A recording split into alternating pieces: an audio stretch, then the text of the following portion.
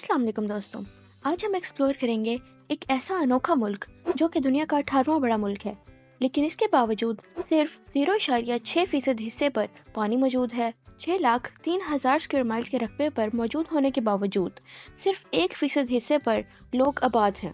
ऐसा मुल्क जो कि ऑलमोस्ट 2 सुपर पावर्स के दरमियान एग्जिस्ट करता है, लेकिन इसके बावजूद भी इसे एक गरीब मुल्क समझा जाता है, जहाँ पर लोग खाना बदोशों की सी जिंदगी गुजारते हैं, जहाँ पर कीमती पत्थर, सोने, चांदी, हीरे के तो बहुत से ज़खायर मौजूद हैं, लेकिन खाने पीने की बेसिक अशिया भी मुयसर नहीं। एक ऐसा मुल्क जहाँ के अपने लोगों ने उसे अब तक पूरी तरह एक्सप्लोर नहीं किया। दोस्तों, हम बात कर रहे हैं मंगोलिया के बारे में। आप जरूर सोच रहे होंगे कि अगर इस मुल्क में खाना पानी ना होने के बराबर है तो फिर यहाँ के लोग सरवाइव कैसे करते हैं, और अगर ये मुल्क इतना बड़ा है तो सिर्फ 1% हिस्से पर ही लोग क्यों रहते हैं।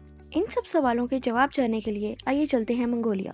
असल में मंगोलिया की पॉपुलेशन बहुत ही कम है। इस पूरे मुल्क में कुल आबादी 3 मिलियन यानी सिर्फ 30 लाख लोग हैं, और इनमें से भी ज्यादातर लोग इस मुल्क के कैपिटल उलान बाटर में रहते हैं। यहाँ के लोगों का लाइफस्टाइल बहुत सादा है। ये लोग बिल्कुल खाना बदोशों की सी जिंदगी गुजारते हैं, यानी इन लोगों का कोई मुस्तकिल ठिकाना नहीं होता, बल्कि ये लोग खैमे नुमा घरों में रहते हैं, और जहाँ पर इन्हें पानी और काश्त के काबिल जमीन मिलती है वहाँ पर ये अपनी जिंदगी गुजारने लगते हैं। असल में इस मुल्क का 90% हिस्सा सहराओं और पहाड़ी सिलसिलों में घिरा हुआ है, और सिर्फ 1% हिस्सा ऐसा है जो कि हरा भरा और सरसब्ज है, और यही वो हिस्सा है जहाँ पर लोग आबाद हैं। और दूसरी बड़ी वजह है यहाँ के एक्सट्रीम वेदर कंडीशंस, क्योंकि यहाँ पर तकरीबन सारा साल ही ठंड पड़ती है, और सख्त सर्दी में यहाँ का टेम्परेचर -50 डिग्री को भी क्रॉस कर देता है, जिस टेम्परेचर पर इंसान, जानवर, परिंदों, किसी का भी जिंदा रहना बहुत मुश्किल हो जाता है। लेकिन इस सिचुएशन में भी मंगोलिया का सिर्फ वो 1% हिस्सा रहने के काबिल रहता है, क्योंकि इस इलाके के 3 जानिब 3 बड़े पहाड़ी सिलसिले मौजूद हैं, जिसकी वजह से नॉर्थ से आने वाली ठंडी और तेज हवाएं यहाँ पर नहीं पहुँच पाती, और यहाँ का टेम्परेचर बाकी हिस्सों के मुकाबले गर्म रहता है। और जैसे जैसे आप इस जगह से दूर जाते जाओगे, आपको एक्सट्रीम वेदर कंडीशंस का सामना करना पड़ सकता है।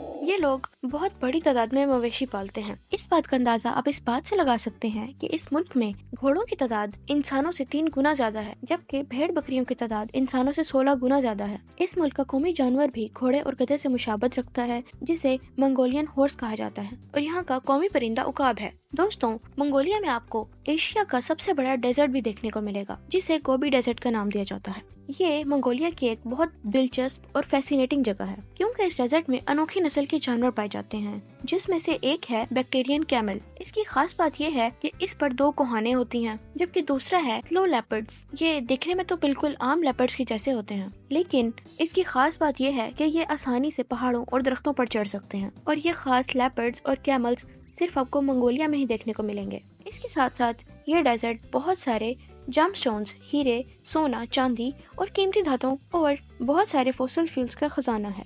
दोस्तों, मंगोलिया की हिस्टोरिकल साइट्स बहुत पुरानी हैं। इस मुल्क में आपको बहुत से कल्चर्स और हिस्टोरिकल साइट्स देखने को मिलेंगी, जिनमें से एक है ओरखोन वैली। ये देखने में एक बहुत खूबसूरत दिलकश झील है, लेकिन मंगोलियन लोगों की इससे बहुत सारी यादें वाबस्ता हैं। ये थे इस मुल्क के बारे में कुछ इंटरेस्टिंग फैक्ट्स। दोस्तों, यहाँ पर कुछ सवाल आप लोगों के जहनों में जरूर आए होंगे।